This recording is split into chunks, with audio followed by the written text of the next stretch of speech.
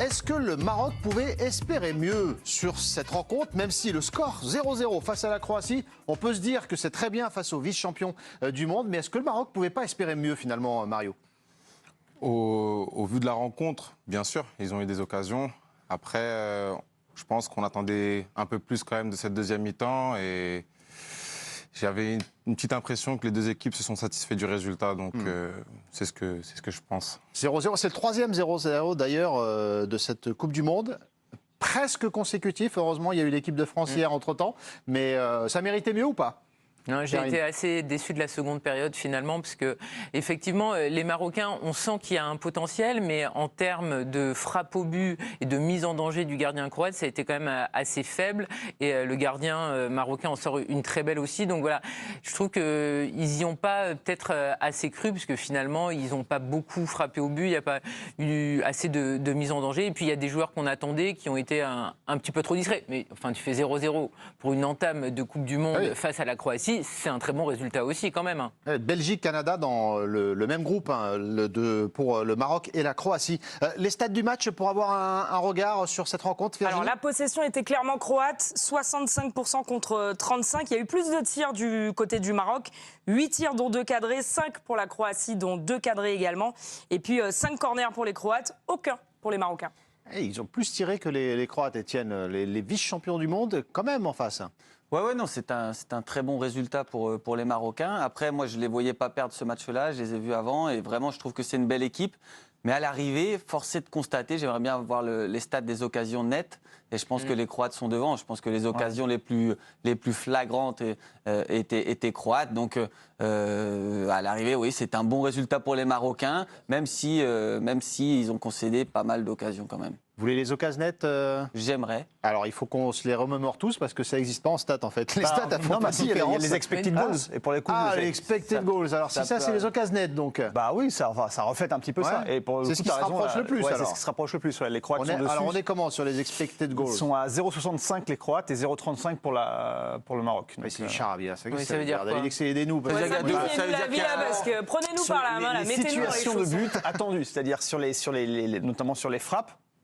Si tu frappes de l'extérieur de la surface ou si tu frappes devant le gardien à 5 mètres, tu n'as pas la même chance occasion de... Je vais y arriver. Pourcentage de chance d'y arriver. Vous n'y arrivez pas. Oui, mais au final, tu tues un pigeon dans les deux cas, ça donne quoi ? Non, mais c'est clairement, avant la pause, il y a la grosse occasion croate. Oui. Et en seconde période, il y a aussi une grosse occasion. Donc voilà, il y a 2 occasions nettes pour les Croates qu'il n'y avait pas pour les Marocains, même s'ils sont approchés énormément de la surface par leurs attaquants. Mais ils n'ont pas su concrétiser et être très, très dangereux.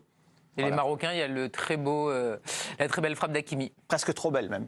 Elle est très puissante, mais un peu trop sur lui, quoi. Elle était trop sur le gardien, on est d'accord ? Oui, bien sûr. Ce qui est dommage, c'est qu'il n'y a personne qui a pu en fait reprendre derrière, parce que c'était une très belle opportunité pour les Marocains. Ça ouvre des espoirs quand même pour le Maroc dans ce groupe. C'est ça l'enseignement de ce match nul 0-0 ou pas ? Franchement, 0-0 face à la Croatie, qui était l'un des des adversaires les plus dangereux, ça ouvre des perspectives, non, pour le Maroc ? C'est quand même le dernier finaliste, ils ont un milieu de terrain énorme, les Croates.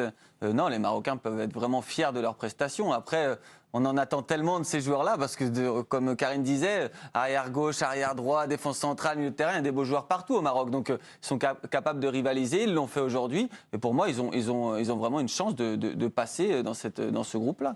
La Belgique face au Canada, il ne faut pas qu'ils se ratent, les Belges, ce soir, on est d'accord. Mais du coup, est-ce que ça relance le groupe ? On va attendre déjà le résultat du Belgique-Canada, parce qu'on peut très bien terminer la première journée avec 2 matchs nuls. Et franchement, les Marocains, défensivement, ils ont été très solides. On le sait, de toute façon, ils ont quand même une charnière centrale très bonne. Après, voilà, il va falloir qu'ils fassent mieux dans le secteur offensif. Mais il y a plein d'équipes qui ont commencé par un match nul et qui se sont qualifiées pour les 8e. Donc voilà, là... je pense qu'ils doivent être contents et qu'ils vont regarder tranquillement Belgique-Canada, parce que c'est 2 belles équipes aussi. Ça, c'est pour le Maroc. On va s'intéresser évidemment à la Croatie. On est quand même sur les vice-champions du monde. On les attendait par rapport à leur niveau, Virginie, et on attendait Modric, Etienne un peu plus que nous d'ailleurs depuis ce matin. Ça donne quoi le match de Modric ? Ça donne 107 ballons touchés, 2e plus haut total du match derrière le défenseur central Gvardiol, et puis 10 ballons récupérés. C'est le numéro 1 du match. Vous en touchez combien à peu près, vous, Mario ? Vous savez, par match en général ? Si je dois faire une moyenne, on va dire entre 70 et 80. Ouais, donc on est pour Modric, on est sur une moyenne très élevée. Quoi. Ouais. Je pense que c'est le joueur le plus influent de l'équipe, donc ils vont tout le temps chercher à le toucher parce qu'il est créatif, très créatif. Donc c'est assez normal pour moi de voir ça. Il symbolise la déception croate aujourd'hui, Modric, ou pas? Ouais, pour moi, quand même un petit peu, dans le sens où certes, il touche 107 ballons, mais il donne pas énormément de ballons non plus très, très, très dangereux à ses partenaires. Combien d'expectés de bons ballons donnés? Ouais, ça serait ça un peu. Goal, Non, mais il y a ça aussi, ceci dit. On compte aussi, évidemment, les passes décisives, même les avant-dernières passes décisives.